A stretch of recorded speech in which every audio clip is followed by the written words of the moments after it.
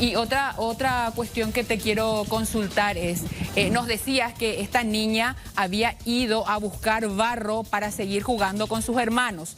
El lugar donde se encontraría el barro que ella fue a buscar, ¿dónde estaría ubicado?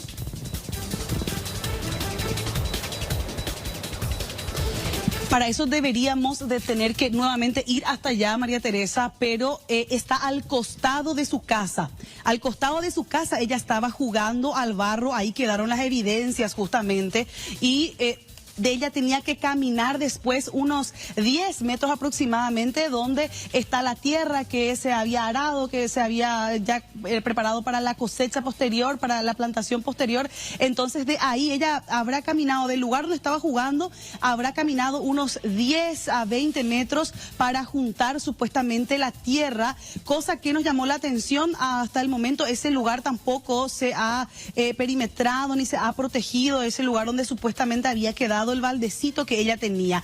De ese lugar donde quedó el balde, ella probablemente ahí fue acechada ya por su supuesto autor, su victimario, y fue trasladada hasta la liñada que estamos viendo justamente ahora en imagen, ahí derechito donde están los eucaliptos. Ahí está un caminito y supuestamente ella fue llevada hasta ahí porque ahí se encontraron las dos zapatillas.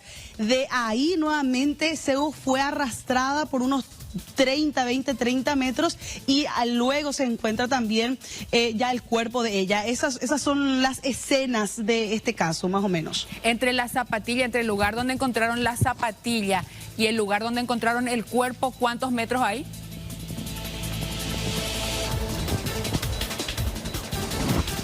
Podría llegar a ser apenas unos 10 a 20 metros. Recuerdo que ayer cuando hacías el mismo recorrido con el comisario, él hacía un cálculo aproximado y decía 15 metros aproximadamente, pero obviamente después nos imaginamos que con mediciones, ¿llegaron a hacer mediciones ayer en el procedimiento, Lilian? Sí. Sí llegaron a hacer las mediciones, María Teresa, porque estuvo el equipo de criminalística en el lugar, sí hicieron todas las mediciones y nos imaginamos que hoy ya no lo van a volver a repetir porque todo ese trabajo minucioso lo estuvieron haciendo el día de ayer. Además hay que recordar que el cuerpo se encontró aproximadamente a las 20 horas del día lunes y recién esa inspección lo realizaron aproximadamente a las 12 del mediodía, recabando todas las evidencias que estaban en el lugar.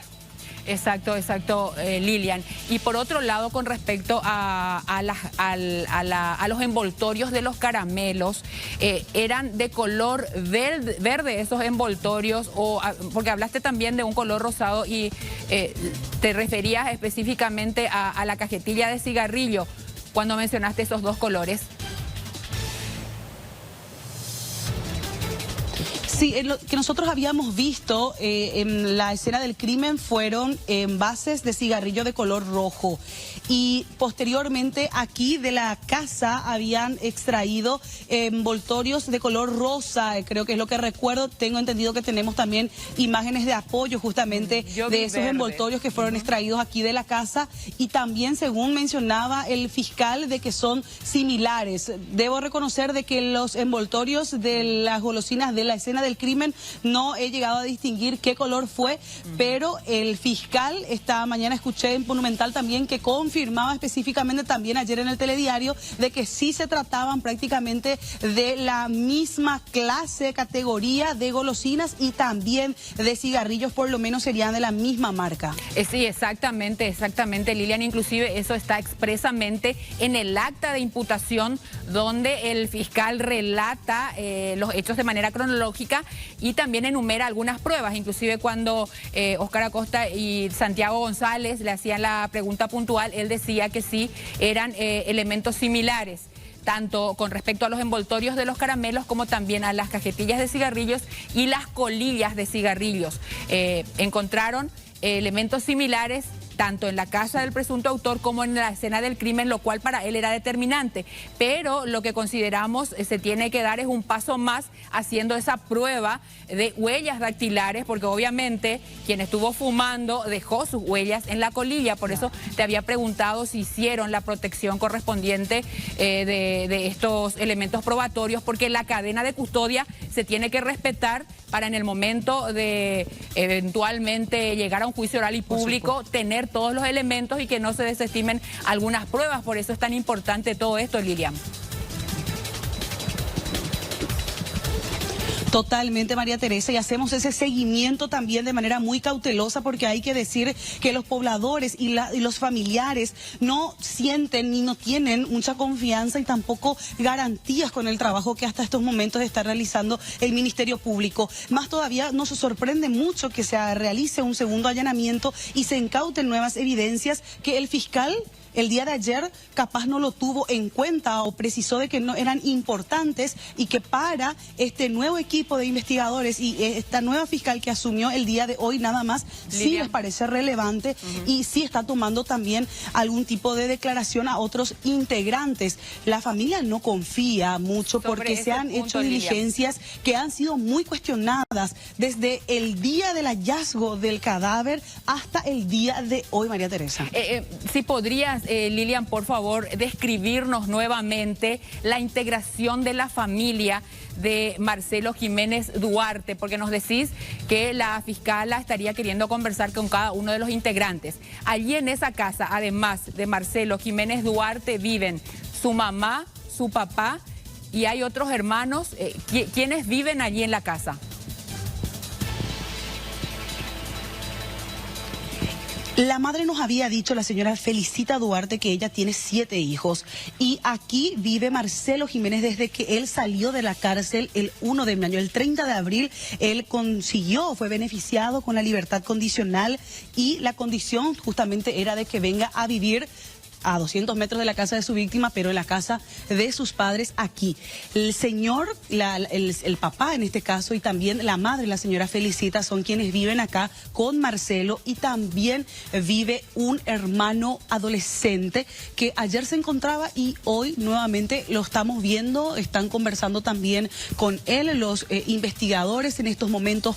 Ayer por lo menos no se conversó con él, solamente conversaron con la madre específicamente. Hoy están conversando con los otros integrantes, y desde lo que vimos ayer y hoy, esas personas son las que están viviendo acá. 4, podríamos llegar a decir. No sabemos los demás hijos en dónde vivirían.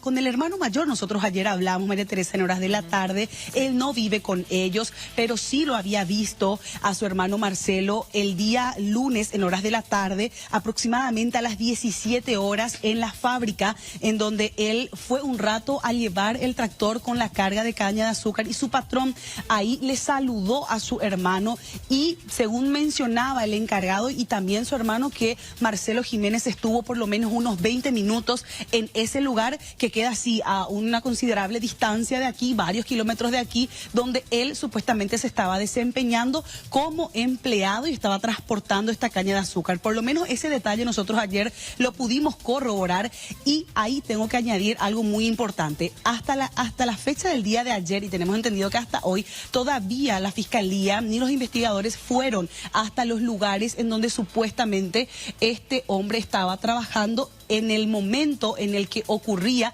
la desaparición de la pequeña Melania Monserrat. ¿Y quiénes estaban en la casa en el horario en que se produjo el hecho? O sea, a ver, entre las 15 horas y las 20 horas.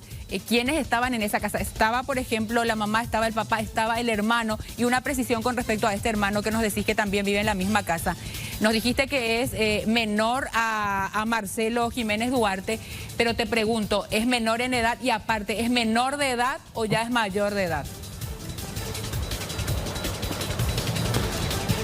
Tenemos entendido que es menor de edad, María Teresa. No sabemos la precisión ni cuánta es pero es un adolescente. Él es menor de edad. El día de ayer lo estuvimos justamente viendo aquí con sus padres, y según el relato de la mamá de la señora Felicita Duarte, ellos estaban en la casa el día lunes desde muy temprano. Por eso ella más o menos nos relataba el cronograma y la hoja de ruta de Marcelo, diciéndonos que Marcelo se había levantado, se había despertado a las 6 de la mañana, fue a su trabajo, posteriormente regresó a su casa alrededor de las 11 de la mañana, posteriormente estuvo en ese transcurso de horas aquí en la casa, durmió la siesta aparentemente, hasta alrededor de las 16 horas. A las 16 horas él sale de aquí, es lo que dijo la mamá, fue supuestamente a la casa de un familiar, y de ahí fue hasta la fábrica donde trabajaba donde según esos detalles sí lo confirmamos de que estuvo unos minutos en ese lugar. No tenemos a ciencia cierta y tampoco sabemos si la Fiscalía ya maneja la coartada de este joven, qué hizo antes, dónde estuvo y dónde estuvo después también, hasta que nuevamente ya en horas de la noche su mamá lo había llamado a él y volvió aquí a la casa y luego a las 22 horas él ya fue detenido aquí en su vivienda. Lilian, quería consultarte si también se llevó a cabo algún procedimiento en la fábrica donde este chico, el único imputado, este joven de 24 años, prestaba servicios, si ya se constituyeron en ese lugar, si tuvieron un reporte oficial de que efectivamente esta persona estuvo en ese horario trabajando, porque esa era la coartada que él presentaba. No, no estuvo. Hasta ayer nosotros estuvimos a las 17 horas aproximadamente en ese lugar. Incluso ingresamos en vivo en turno tarde mostrando las cámaras de seguridad que se encontraban en ese lugar donde él había ido, donde trabaja su hermano. Hablamos con el hermano, hablamos con un encargado que tenía toda la predisposición de mostrarnos las cámaras de seguridad, pero solamente eran en tiempo real y en ese momento nos confirmaban de que ni la Fiscalía ni la policía había ido todavía hasta ese lugar donde él estuvo aparentemente en el momento, en el lapso de que la pequeña Montserrat había desaparecido. El fiscal ayer, mejor dicho, el fiscal anoche en Telediario mencionaba de que hoy se realizaría esa diligencia de hablar con el patrón, porque Marcelo tiene un patrón con el cual trabaja, que ya está identificado. Todavía no conversó con él, según había manifestado el fiscal, por lo menos hasta ayer, y no sabemos si la fiscal en estos momentos, después de este allanamiento, también se va a constituir a esa fábrica. Supuestamente él también fue a una metalúrgica, estuvo reunido con su patrón en toda la tarde. Son suposiciones y son comentarios que lo manifestaron aquí, lo manifestó la mamá y también a algunos familiares, pero la Fiscalía todavía no ha ido ahí para corroborar ese hecho. Claro, es clave. Es clave, pero además ya con la investigación que había hecho Lilian ayer en horas de la tarde, sin el acompañamiento fiscal, obviamente podemos decir con total claridad que por lo menos pruebas de videos no va a tener la Fiscalía por el hecho de que las cámaras solamente sirven para observar en ese momento, pero el aparato no graba.